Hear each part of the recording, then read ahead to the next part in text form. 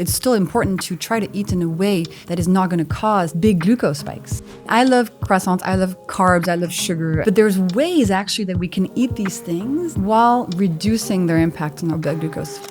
Jessie Inchauspé, also known as the glucose goddess, is a mathematician, biochemist, and author of the #1 best-selling book, Glucose Revolution, The Life-Changing Power of Balancing Your Blood Sugar. The idea of having sugar for breakfast is a total invention. It's a food industry invention. This is not how we used to do things 200 years ago. It's desserts. When you travel a lot around the world, you do see there's no real difference between your breakfast and your lunch. People didn't make another meal at breakfast, so you would have what was left over from your dinner the night before.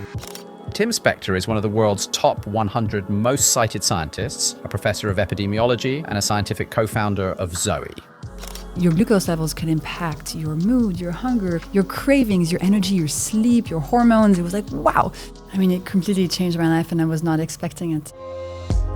Welcome to Zoe, Science and Nutrition, where world-leading scientists explain how their research can improve your health. Jessie and Tim, thank you for joining me today. We have a tradition here at Zoe where we always start with a quick fire round of questions from our listeners. You can give us a yes or a no or a very short sentence answer if you can.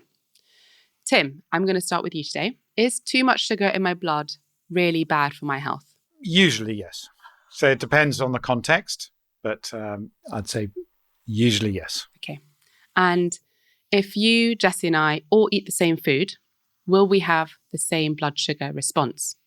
Absolutely not. Jessie, over to you. Yes. If I regularly get blood sugar peaks, am I going to feel it? Yes. And is there one thing everyone can do to improve their blood sugar levels? The first thing is to switching from a sweet breakfast to a savory breakfast. Very good.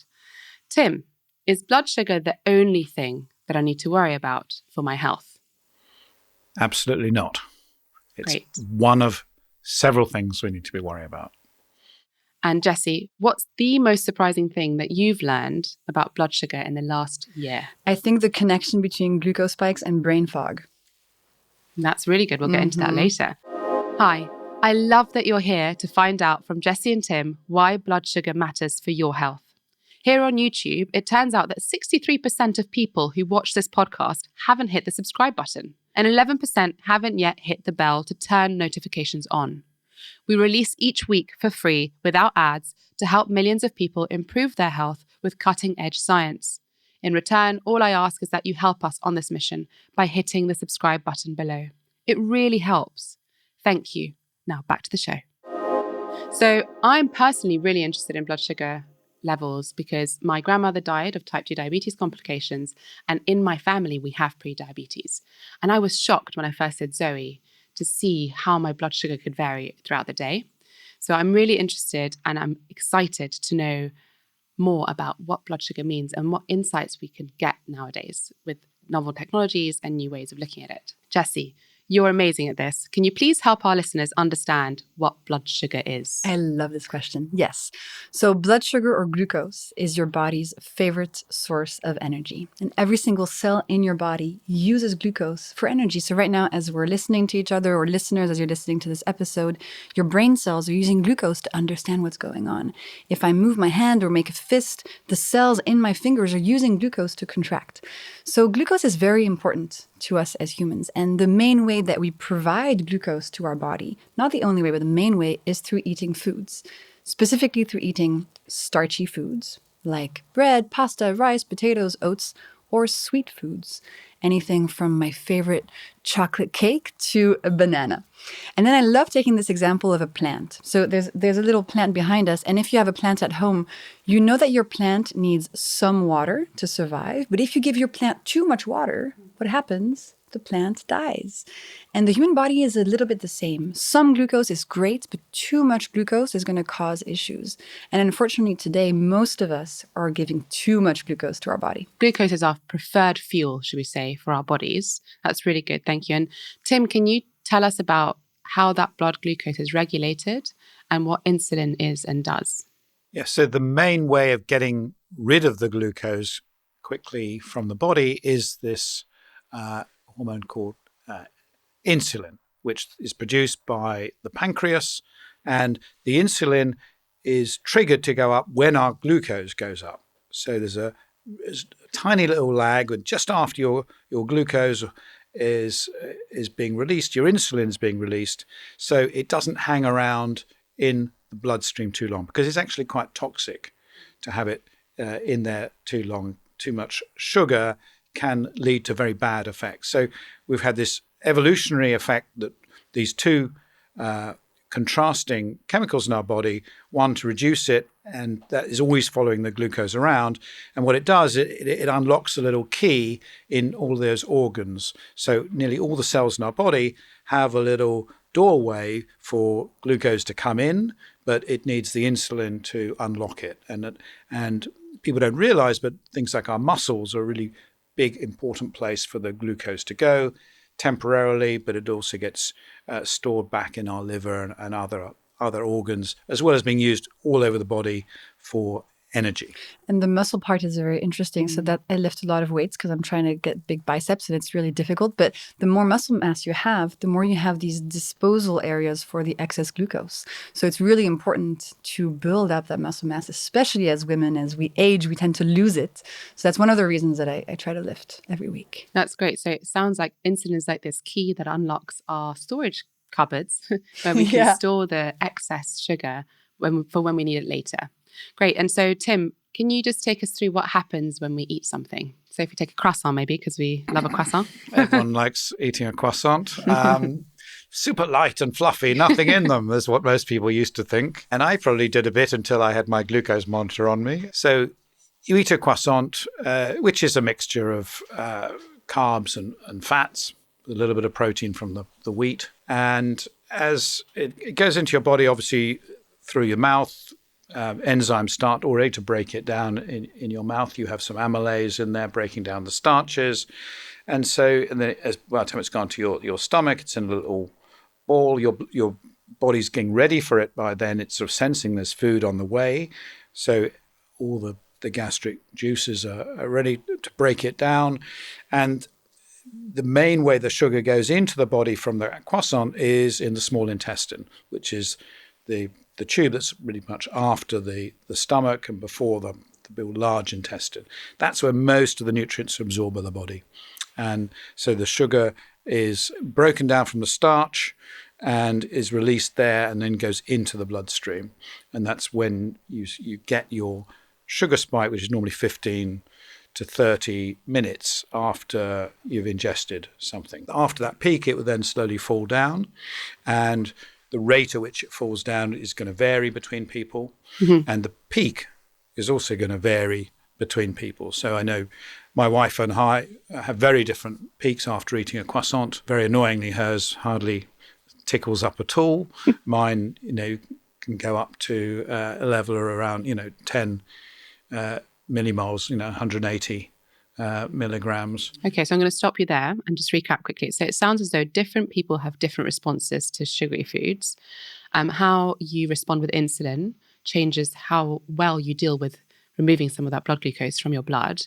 And what I'm also hearing is that having these peaks is completely normal after a meal, but there's something about these peaks that could lead to problems further down the line. Jessie, I'm going to come to you for this. Can you tell us more about what a blood sugar peak is and why is this bad? In what context does it become a problem? So a blood sugar peak or a blood sugar spike is when after eating, the concentration of glucose in your bloodstream and then in your body rises very quickly. So it starts looking like a big steep mountain. And then depending on your metabolism, it's going to come down more or less quickly.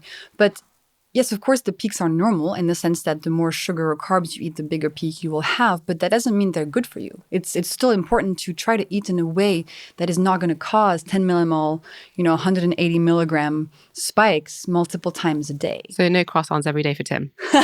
Well, listen, I love croissants. I love carbs. I love sugar. I'm a total chocolate, addict. But there's ways actually that we can eat these things while reducing their impact on our blood glucose. And these spikes are not something we should be trying to achieve. We should actually try to make our glucose levels look a bit more like, some rolling hills versus very steep Alps where you go skiing. We want to keep our glucose levels steadier. I don't think we should aim for a totally flat glucose curve because that can be done in very unhealthy ways. Yet, trying to keep that a little bit more under control is going to be beneficial for our health. So what we're trying to avoid is these repeated peaks leading to actually a gradual increase over time. So I think, having that birthday cake, having that croissant occasionally isn't so much the issue. And Tim, I'm coming to you again here to say, so if I do get a lot of peaks in my blood sugar levels, does it mean I'm pre-diabetic or have diabetes? Not necessarily, no. So, I mean, there are some people who seem to be sensitive and have lots of peaks, and that can cause its own problems. It absolutely doesn't mean you are going to go on to get diabetes.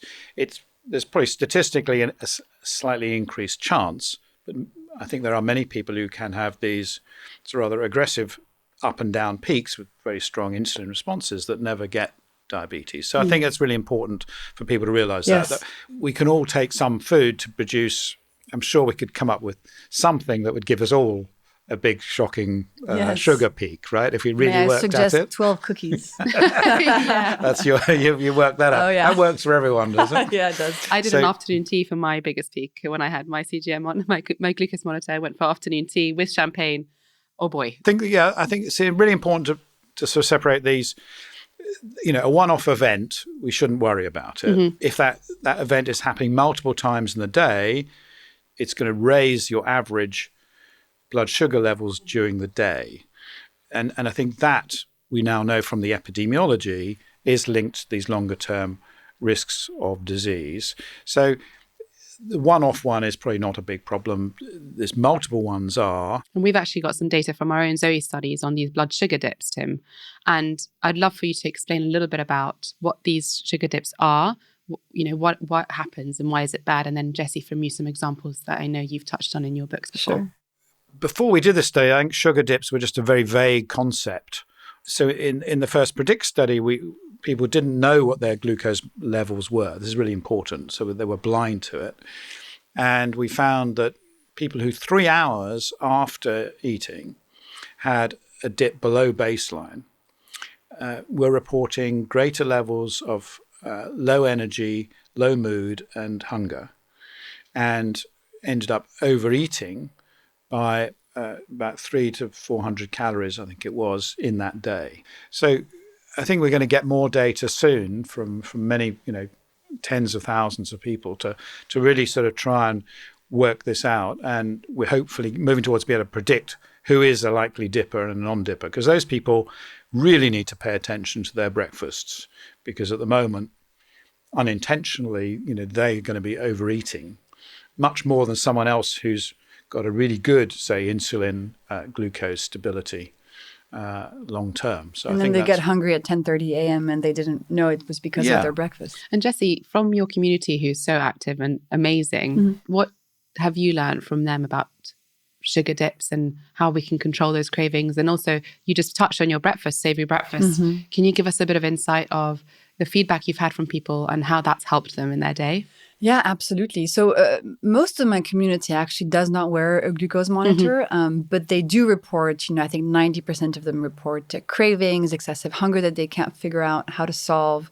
And so the tips that I share seem to apply to everybody, really. So importantly, let's talk about the breakfast, for example. So in Tim's example, if at 10:30 you really want biscuits, it's possible that your breakfast was causing a big glucose spike and that 90 minutes or 2 hours later, you're getting this dip. So I teach people about switching from a sweet breakfast that is generally full of carbs. So traditional sweet breakfast would be cereal, orange juice, muesli, toast and jam, oats with honey and a banana, to something savory built around protein.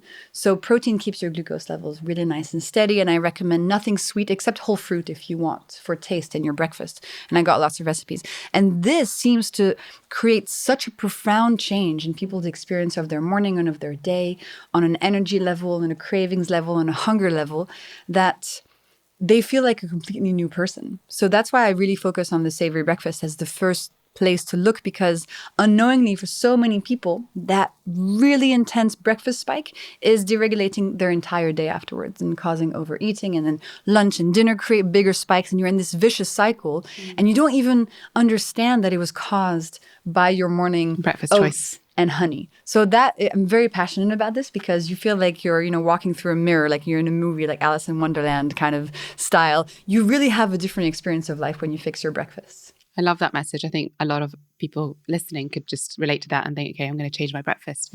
So we've talked about what, these peaks and what happens with dips. We've talked about how insulin helps to regulate blood glucose. Let's get into some more details. So I would love to start with you, Tim, and ask you, how do I actually know if my blood sugar level is normal? At what point do my levels indicate that there's a problem, and how do I find out? You can go and see your doctor, get a fasting blood glucose test, which is the sort of classical start to this. You might also get a continuous glucose monitor and take the average of your morning levels. So they're two key ones that various things kick in at that point, particularly for diabetes. And then they'd probably go on and do an oral glucose tolerance test where you actually get a 75-gram glucose drink, which is somewhat similar to the Zoe cookies, and then see what happens, what your level is 2 hours later, because that would show that actually it's not so much the peak, but it's the glucose is not being cleared from the body in 2 hours, which it would do if your insulin was working normally. So in those cases with type 2 diabetes, your insulin is just not doing the job. And the cupboards are not opening with a key any longer. The keys are all jammed up, Yeah. or half of them are, and so that's why it's hanging around in the body, and it has all these toxic effects. So I go to my doctor and I ask for a fasting glucose, and I've heard a lot about HbA1c and A1c in the States. And fasting insulin. Yeah. So just to... Depends on their budget. Yeah, I know that to fasting glucose and HbA1c are fairly common. So if I go in and I get my test results, what am I looking out for, Tim, on my HbA1c and fasting glucose? And then, Jessie, I want to hear more from you on what we can do day to day to help this. So HbA1c you will commonly get. You often don't get insulin levels from your general practitioner, but the HbA1c normally comes as a percentage. 5.7% is generally the sort of cutoff for any problem. So you want to be below that to be normal, and above 6.5% is generally considered to be in that diabetic range. And it goes back to Jessie's point about, yes, we can all live with the odd sugar spike, but it's about these cumulative high levels that are not good for us. And I think it doesn't matter whether you're measuring this as HbA1c, you're measuring this as your CGM average, you're measuring it as your blood sugars from your doctor, or even your symptoms, as Jessie's describing from her followers who are logging their meals, their foods, their life, that they know if things are stable or not, and they get an idea of it. So I think all of these things together are pointing us towards really changing the way we think about blood sugar, rather than only being about diabetes or not, into something much more interesting, in the same way that I think we've transformed blood pressure, from 50 years ago, where it was either you had hypertension or you didn't.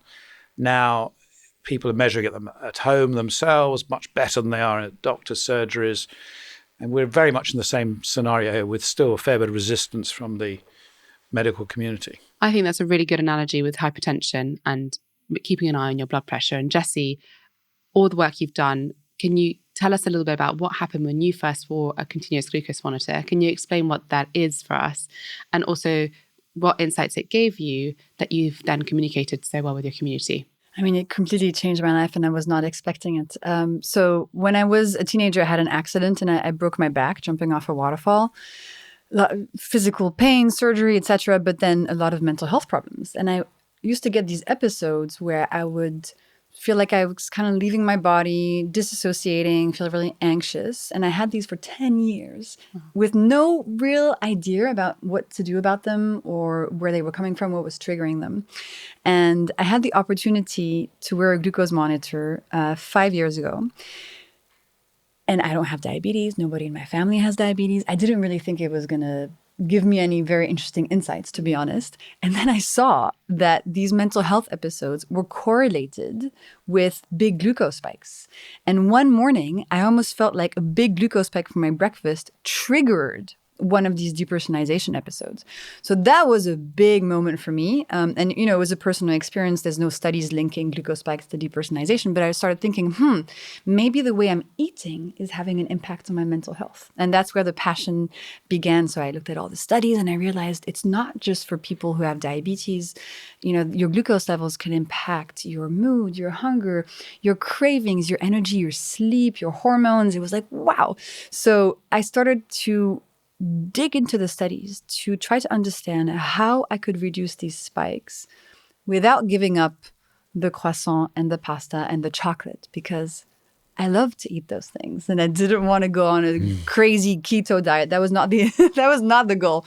And through looking at all these studies, I summarized 10 easy principles that allow you to steady your glucose levels without dieting, without counting calories, without restricting any foods, that to me have become principles that I live by every day and that I've shared with people. And it's helped people across the world, because we live in a situation today where we're very confused by the food industry, marketing messages, diet fads. It's quite difficult to go back to common sense. And so tell me, so your CGM was like this little thing, you just put it in your arm, right? Painless, and it measures your blood glucose levels, and it gave you that insight to how the varying levels of your blood sugars impacted your mood and your actual mental health. And it was very personal. And depending on your body and your medical history and who you are, you might see tons of different sorts of insights and correlations. But that was the reason I got into it. That was the gate for me, the first clue. At Zoe, we use CGMs. And can you give us a little bit of insight of how we use them in the Zoe program? But also going back to you, Jessie, is like, what can people do if they can't access a glucose monitor? Well, how can they be aware of the changes in glucose levels? We started using CGMs very early in our studies and found them very useful. Initially, people were blind, as I mentioned, which was really good for the science, but people didn't like not being able to see. They want to see. For the people. So thanks to all those 1,000 amazing volunteers who did the first PREDICT study. I think CGMs are very hard to use if you're not given any instructions on them at all. And I think definitely advise against people just buying their own and doing their own thing. It's much better to do it as part of a clear plan, and you can see what other people are doing, and you know what's normal and not normal, because it can cause quite a bit of stress or worry about, because they're set up for people with diabetes. I get so many messages every day on Instagram. My glucose is 88 now; it's 96. Am I diabetic? I mean, it's very stressful to interpret the data with no guidance and no information. For people who are constantly getting these red signals at night, don't worry about it. Your body is really good at keeping you alive. We wouldn't have been here for millions of years if we didn't have these really good methods to stop us getting really low in sugar and energy at night. So don't worry about that. We just integrated it so that we would be giving people lots of tests to do while they were taking the glucose monitors. And I think that's the thing. You need something systematic to do, whether it's making diary notes of your meals or it's recording how you're feeling just after it. So these things are recording all the time, but you've got to do other stuff in addition to really get the benefit from it. So if you're just sort of randomly wearing it and you sort of, you get a few wow moments, but I think all the real insights come from actually recording it on the app. And now we record things like mood and energy and these things that no one used to record before. Yeah, so I think education around what the CGM can do for us and what those peaks and dips can mean, and not to worry. And I think, Jessie, what you've done with your platform is to offer people a way of understanding their blood glucose without the need for a glucose monitor. Yes. Can you tell us a little bit more about the symptoms and what to look out for in your day? And I'm very passionate about that, because I think those of us who need this information the most often cannot afford to buy a glucose monitor, cannot afford to buy my book, for example. So I'm trying to do as much free content as possible. So the symptoms to look out for are, well, the top ones we spoke about during this episode are cravings and hunger and energy dips. So chronic fatigue, feeling like you need coffee or Red Bull multiple times a day just to stay awake. You don't have the energy to go to the grocery store. Your to-do list is never getting shorter. This kind of sense that your life is kind of running away from you. And then there's a lot of interesting correlations between glucose spikes and your mood, your brain fog, your mental health, your hormones, your fertility, your sleep. And then long term, of course, as Tim was saying, heart disease, type 2 diabetes. And it's so all encompassing that it can feel like glucose is related to everything. And it actually is, because it's in each of your cells and each of your organs, is sensitive to it. So I like to say that if you could feel better than you currently do, then you should try to manage your glucose levels and see how much it improves your quality of life. It's pretty clear that it's important to look after our blood sugar levels from this conversation. Tim, how can I get started today? What's your top tip for starting to think about better blood glucose levels today? Start by doing an experiment with your breakfast. We've discussed this before. Breakfast is the perfect time to do your own self-experimentation. We tend to be in control of it, generally at home, or we can make it and take it to our office. And you've generally been fasting overnight, so everyone is in a similar position. And as long as you haven't been doing lots of late night snacks, and you've got at least 7 hours sleep, then everyone should be in a very similar position. And that's where we got our best results from Zoe, was in those first readings in the morning, because we could really compare absolutely everybody. Just take a week recording what's going on with your regular breakfast, with maybe skipping breakfast, with going to the opposite type of breakfast. So if you have a carby breakfast, then you go for a full fat one with a full fat yogurt, nuts, seeds, and avoiding sugar and carbs. And then you might have other ones, more high protein ones, or ones with high fiber, a sort of salad, or have what you'd normally have for lunch for I love breakfast. that one. Just treating breakfast as a normal meal. So fish and vegetables. Yeah. And when you travel a lot around the world, you do see, certainly a lot of Asia, there's no real difference between your breakfast and your lunch. And the idea of having sugar for breakfast is a total invention. It's a food industry invention. This is not how we used to do things 200 years ago. Breakfast food is a whole category, isn't it? It's For sure. It's desserts. Well, I think even before that, it used to be people didn't make another meal at breakfast. So you would have what was left over from your dinner the night before would be if you did have breakfast at all. And as I know, when I visited the Hadza tribe, they didn't have a word for breakfast. It's just a meal. And Jessie, you have so many great breakfast ideas in your book. Could you just share a couple of them with us here? Of course. One that comes to mind is the avocado accident. So this comes from me just opening my fridge one morning and saying, I have hummus, I have tuna, and I have an avocado. I'm going to make a breakfast salad with these ingredients and some lemon, and it's delicious. So just treat your breakfast as a regular savory meal. I mean, my top one would be the 3-egg omelet with feta and tomatoes. But leftovers from dinner works super well.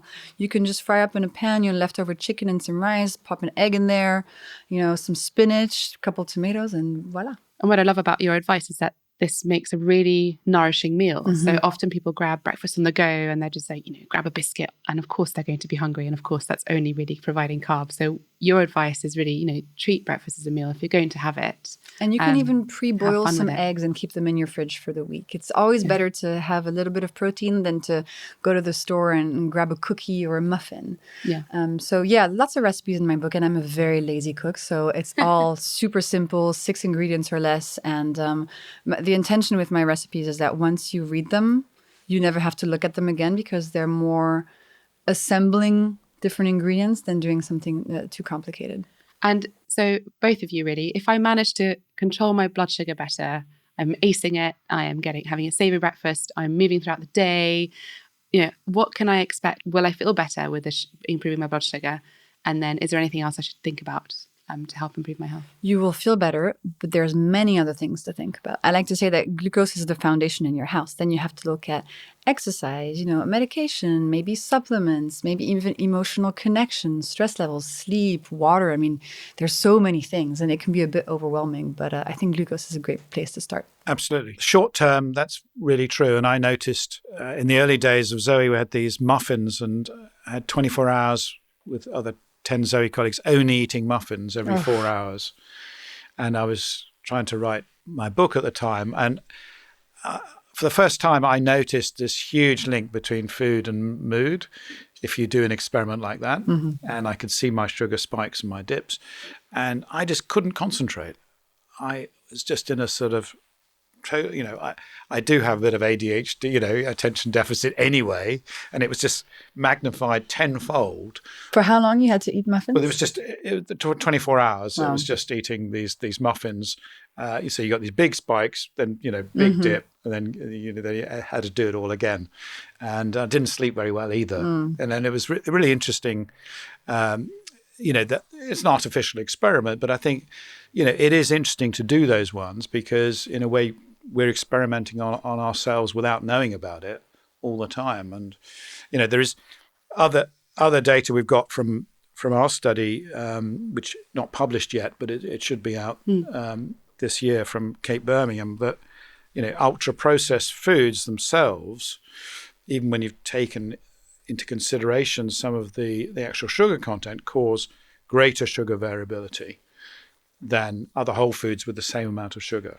I think also thinking about the structure of the foods, we haven't really talked about that, but that's really important. I just posted recently a graph on Instagram where I compared 100 grams of lentils and then 100 grams of lentil spaghetti, exact same composition, just in one the food is whole and the other one it has become a flour, and the glucose spike from the pasta is massive, whereas the lentils as a whole food keep my glucose levels very steady.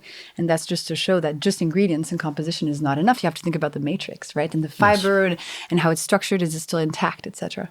That's really interesting, and that makes me think. So we've talked about these experiments, and so trying the whole lentil with a lentil pasta and Tim eating muffins for a whole day. But if I want to make these changes in the long term, do I have to completely change the way I eat? Do I have to overhaul my diet? How do you advise people to approach changing their diet in a way that's sustainable, I guess? You can eat the same meal that you usually do, but if you have a plate of vegetables at the beginning of your meal, you're going to harness the power of the fiber in your veggies at the beginning of your meal to help reduce how quickly glucose gets absorbed in your small intestine, creating this sort of viscous mesh, right? So it's all these little additive things that overall are going to make you crave less sugar and want fewer processed foods. Then you have the vinegar hack, which is something to use once in a while. So a tablespoon of vinegar and a big glass of water if you're in a carb emergency and you're going to have a big chocolate cake.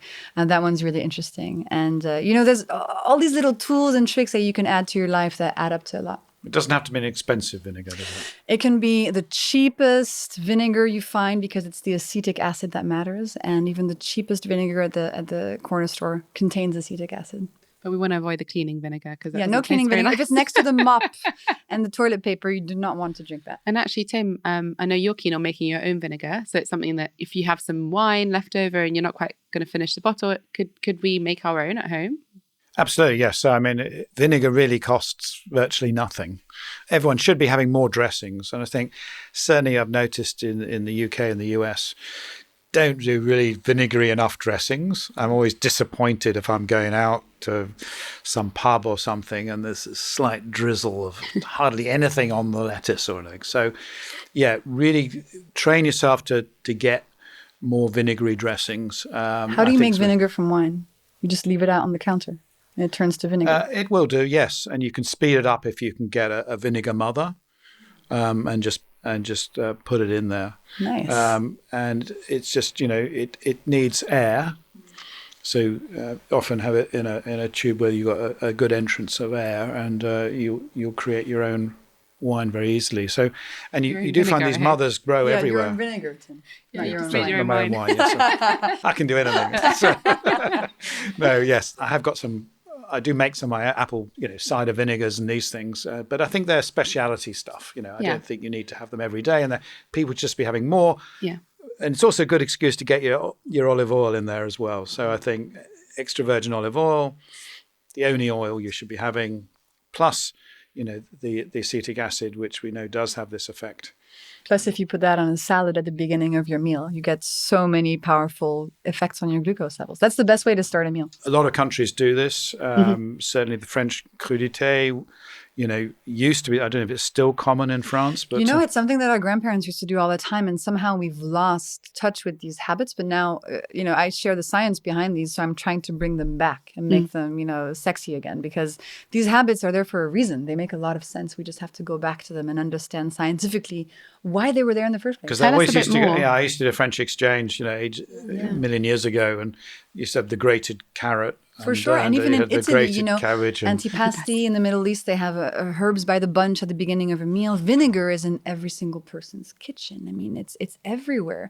And as we were discussing for the breakfast used to be savory. It didn't used to be these desserts and this juice, but somehow we've been brainwashed into thinking that should be the case. So I think it's really interesting when we find these correlations between modern science using glucose monitors, explaining the impact of these habits in our health. And then we realize, heck, my grandmother used to do this. This is not actually cutting edge science. It's not groundbreaking. It's just going back to basics. I think it was in your book, Jessie, where you talk about, the walk after dinner, the passeggiata, which, in Italy, and you get your family, and after dinner you go for a nice walk around and have a look at the shops. Yeah. That's basically walking after eating, moving after eating, because as we were saying at the beginning, your muscles are really wonderful allies to help you reduce your spikes. So after a meal, if you go for a walk for 10 minutes, do some calf raises at your desk, clean your apartment, dance on a few of your favorite songs, your muscles, as they contract, are going to absorb some of the glucose from your meal, therefore reducing the spike of that meal. So again, very simple. It's free. And it's going to have a great impact on your health. So go for it. Let me tell you a quick story. So Wednesday last week, I went for dinner with my wife, Justine. Now, this would have been a source of anxiety for me in the past. And that's because some foods would leave me feeling really tired and sick for hours afterwards. And as a result, I actually followed quite a restrictive diet. Then I did Zoe and discovered that I'm prone to blood sugar spikes.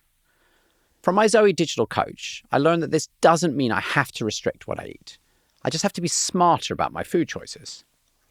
So back to last week at the restaurant. We were eating Italian, which before Zoe would never have happened. But my Zoe coach helped me make choices that consider my blood sugar. I started the meal with a delicious Italian salad, and then enjoyed some pasta afterwards, drenched in olive oil, of course. And after dinner, I felt great. Energized by my food and by the fact that now I don't have to limit the foods I eat and choose between a healthy and a happy life. Whether I'm eating out or cooking, my Zoe digital coach helps me make smarter choices every day. Honestly, it's transformed how I feel. And according to the scientists who continue to develop the digital coach, making these choices now could give me many more healthy years. Why not join more than 100,000 other people giving Zoe membership a shot? And tell me what you think. To take the first step towards the possibility of more energy, less hunger, and more healthy years, take our quiz to help identify changes to your food choices that you can make right now. Simply go to zoe.com/podcast, where as a podcast listener, you can also get 10% off. And I really want to touch just once more on your community. And can you just give us a couple of examples of the most powerful stories that you've heard from your community? A few very powerful ones are when I receive messages with people sending me PDFs of their lab results and saying, hey, a month ago I had type 2 diabetes and now I don't anymore. And my doctor cannot believe it and has run the test 5 times because they cannot believe that I've been able to put it into remission. So that for me is just so wonderful to teach people that, yes, you can impact your type 2 diabetes diagnosis and you can put it into remission. And then probably the most emotional one for me is women who were on the birth control pill, they stopped taking the pill, realize they're not ovulating anymore. They have insulin resistance, they have PCOS, but they want to have a baby and they can't, and they're told they have to start IVF, etc. And they decide to give these hacks a go because insulin resistance, can be also reversed, and they're able to get pregnant naturally. So for my second book, I ran this experiment on 3,000 people who went through the 4-week method, and 3 women during those 4 weeks were able to get pregnant, even though they hadn't been able to in months. And there was no, control group, etc. It's just an experiment. But for me, those are really, they just make me go, wow, this is what I do, why I do what I do. Little glucose goddess babies. They named after you, I wonder. It'd be so interesting. Nymphs, aren't they? Angels, little angels. Little angels, that's I should right. make like little baby t-shirts. Baby t-shirts, I love that. And how big is the community now? How many people have you got? Over 3 million. That's amazing. Over 3 million people, yeah. And how many people do you think are participating in these these experiments? I think only a very small fraction wear a glucose monitor. I think most of them are using the hacks as a way to feel better, feel more like themselves, feel comfortable in their clothing, feel like they're going to get healthier as they age, not see their health deteriorating. But they're from all over the world. And the great thing about these hacks is that they can be applied to whatever culture, whatever situation, whatever budget. So it's really exciting, and it's growing more and more every day. What I really want to unpick is, what else matters. So blood glucose is certainly one of the pieces of the puzzle. And Jesse, as you said, it's something that people can really visualize and they can kind of see it. But Tim, can you give us some more detail on the importance of, for example, blood fats and the gut microbiome and anything else that you think is really crucial? Yeah, just to remind people that when we did the PREDICT study, we saw this, 10 to 20-fold difference in blood sugar levels, people eating the same muffin. But we also saw the same 6-hour differences in blood fat levels, it was triglyceride, in exactly this similar one. It was a later time, so it took longer, but the fat wasn't disappeared. But the difference, the rate at which people got rid of the fat from their blood, the range was as high as it was for the blood sugar. So people eat the muffin, it's high in sugar, it's high in fat, and we measured the way that they cleared that blood sugar, but also whether they were able to clear the blood fats from their blood within 6 hours. Can you tell us a little bit more about that? Yes. So normally most people would clear it within 6 hours, and it goes to the liver and gets repurposed. And, we need fats for all our essential bits of our body. But in some people, it's rather sluggish. And for various reasons, it stays there, and you get these really tiny particles that hang around. And when those tiny particles hang around, they cause irritation to the blood vessels, inflammation. And so that inflammation then goes widespread and causes general stress throughout the body. And why is it a problem if our blood vessels become inflamed? Why is that an issue? Because that can cause heart disease. That is also believed to help initiate diabetes as well. We don't quite know how it does that, but certainly if you've got borderline blood sugar level, but you've got really a high blood fat level that's not getting cleared, your risk of diabetes is increased massively. So the two together do seem to have this metabolic effect. So ideally, you want to have low blood sugar levels and these low blood fat levels, particularly these triglycerides, which are related to diet more than some of the other ones in more immediate time. And what was interesting is that although they both had some effect, there was even more inflammatory effect of having that fat hanging around. But we think the two are interacting. So, there's clear crosstalk between what's going on and how you're sort of clearing your sugar and your fats. But the microbes are even more involved in getting rid of your fats properly. And how do they do that? How is that? So the gut microbiome, these bacteria that live in our gut, which we also test at Zoe, how are they involved in moderating the amount of blood fat and blood sugar? Well, the blood fat is quite well known now because they've actually got these microbes that produce bile salts, which chop up the fats and will send them to the liver in packaged forms. And so there's actually fat-eating microbes. So they actually eat them for us? They eat them for us, yes. That's amazing, isn't it? They're so great. They are so great. And they break them into their little constituents, these fatty acids, which they use as energy and are used all around the body. So we used to think it was only done in the liver. And we now know that microbes do this directly. It is still done in the liver by enzymes breaking it down. So once they get transported to the liver, then it's broken down. But microbes are also involved much more than we thought about that. So if you've got the right microbes, you can break down your fats quicker and therefore get a really efficient, streamlined way into it. And we're still struggling to understand how they affect sugar. But we think it's the microbes in the small intestine higher up that are really hard to study that are having this effect. And so there's a definite link between the gut health and the ability to clear sugar and fats from your body. Yeah, glucose and blood sugar is not everything. And I have a very easy example here. If you were only focusing on your glucose levels, you could reduce the glucose spike of a croissant, for example, by adding a ton of butter to it. And I mean, like add a kilo of butter to that croissant, the glucose spike is going to be smaller. But by adding that kilo of butter, you are also making a lot of negative consequences in your body with all of that fat. And it won't taste so good. It won't taste so good. You can also add wine to a meal, and that is going to reduce the glucose spike of the meal. That does not mean that you should be having alcohol all the time. It means there's something else physiologically going on with your liver. Another good example is that when you exercise intensely, you might see a big glucose spike. So if you're only looking at your glucose response, you might think, I should add butter to everything, I should have alcohol all the time, and I should definitely not exercise. Goodness.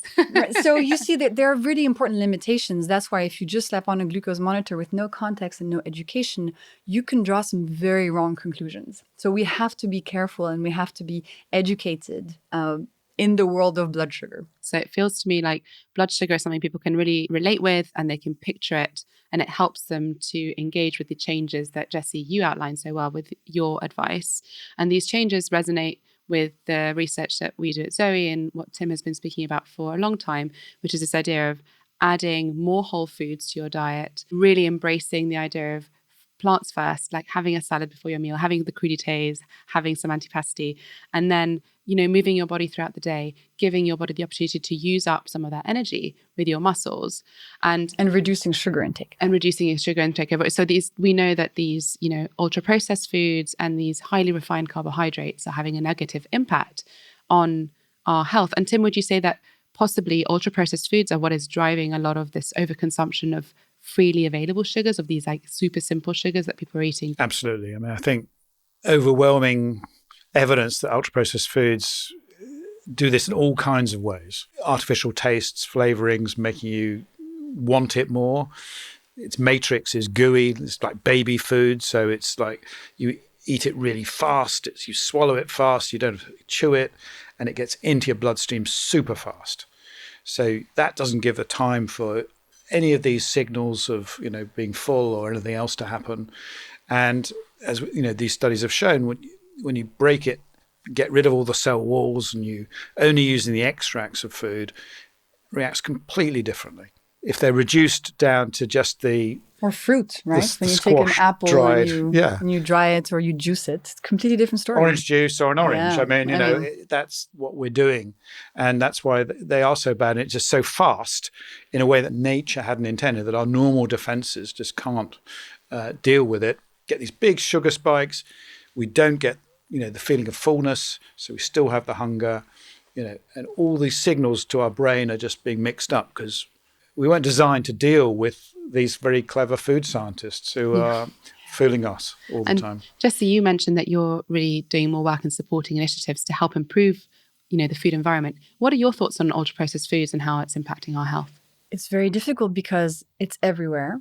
It's very tasty. People love their chocolate and their candy. It gives us a quick dopamine hit. And when most of us are stressed and tired and not feeling great, no wonder we turn to them. And they're cheap, they're easily available. And I think we need more regulation in the food industry. We need to stop, for example, advertising of ultra-processed foods to kids. I'm all for individual responsibility, and I love teaching people about science and how they can navigate this food landscape in an easier way. But we also need regulation, top-down, to figure out with the food industry, how can we progress and evolve these food products so they're less harmful to our health? Because we're facing a massive public health crisis. 1 billion people in the world today have type 2 diabetes or prediabetes. 1 billion. And it's increasing every single day. So we need to all work together to improve our health. That's really, really inspiring, actually. And Tim, I want to come back to you to one of your favorite sayings about food and, how can food help us to become healthier? Why is it so important that we think about our food differently? Well, our food choices are the most important tools we have for our health. And I think we can't repeat that often enough. And with this new science, people are being given extra tools in order to make those right choices, which are very different to the ones, that are traditionally out there that people think about only about calories, only about protein or fats, even sugars. If you just stop there, you'd miss 90% of the picture, as we've discussed. So everyone needs to learn more about this. Everyone needs to be a little bit more of a food expert so they can make the right food choices. But it's not that hard. So So I would love to ask both of you one more question before I try to summarize. And that is, if there's one key takeaway that you'd love people to leave with today, what would it be? I'll go with you, Jessie, first. That symptoms that you feel on a daily basis, cravings, mood swings, hunger, chronic fatigue, are actually messages from your body telling you there's something going on within, and that food is going to be your primary tool to fix them. And, if you fix your glucose levels, a lot of these symptoms are going to dissipate. So symptoms, listen to them, don't suppress them, they're messages. Love that. Tim? Everyone could do with slightly lower average glucose levels. So experiment in your own life, in your own context, your own culture, to work out how you can best achieve that. And I think we all need to be self-testers and don't take anything for granted. Just because someone says it's good, don't believe them. Test it yourself and see how you feel. And and it doesn't matter if you can't afford a glucose monitor, getting a diary and a notebook and just working out every hour how you're feeling. I'm sure you'd be in a lot better place after a week of doing that. Both of you coming with a strong message of listening to our own bodies, which is, I think, so important. Okay, I'm going to try and summarize here. We started off by talking about glucose as the body's preferred energy and that we need it for pretty much every single cell in our body. A blood sugar peak is when the sugar level rises steeply, like a Mount Everest. I think, Jessie, you referred to it as Mount Everest, and then very high after eating, and sometimes falls very quickly back down again, or sometimes doesn't quite make it back down to baseline.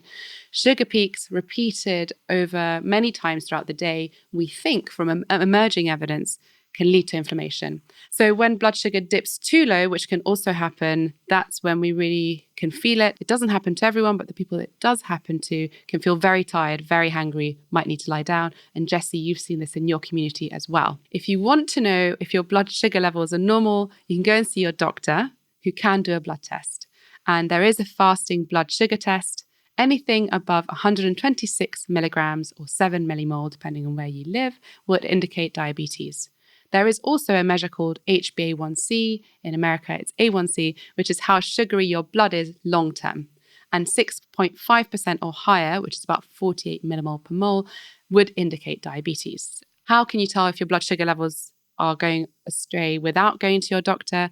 Well, you can use a continuous glucose monitor, which are these little devices that we use at Zoe and that more people are using more widely now and are very important for people with diabetes. And they tell you your blood sugar levels throughout the day, but they're not available to everybody. And we have to be mindful of using them without guidance because they're quite hard to interpret. How can you look after your blood sugar levels?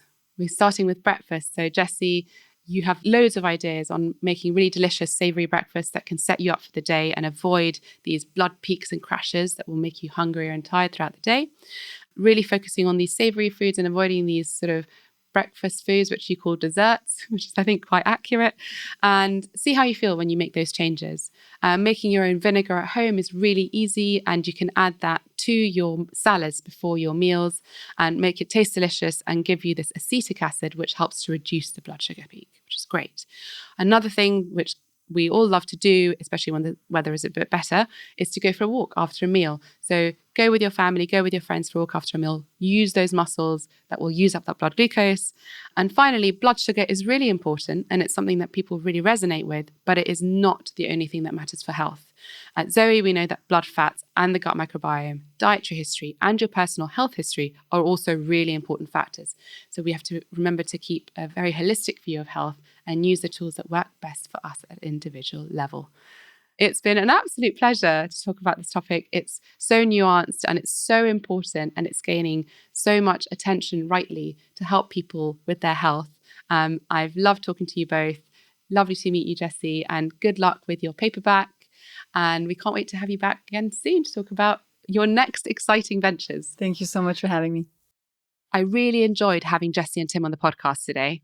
I hope this conversation opened your eyes to the importance of blood sugar as one of the important measures for overall health, and that your food choices impact how you feel today and your long-term health. If you'd like to find out more about your blood sugar levels and maybe try a glucose monitor to understand your blood sugar control, as I have done, then you might want to consider becoming a Zoe member.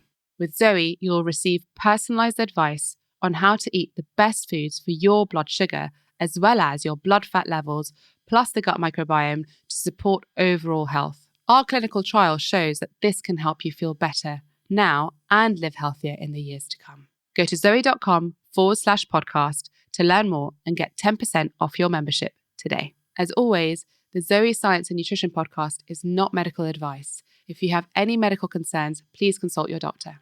See you next time.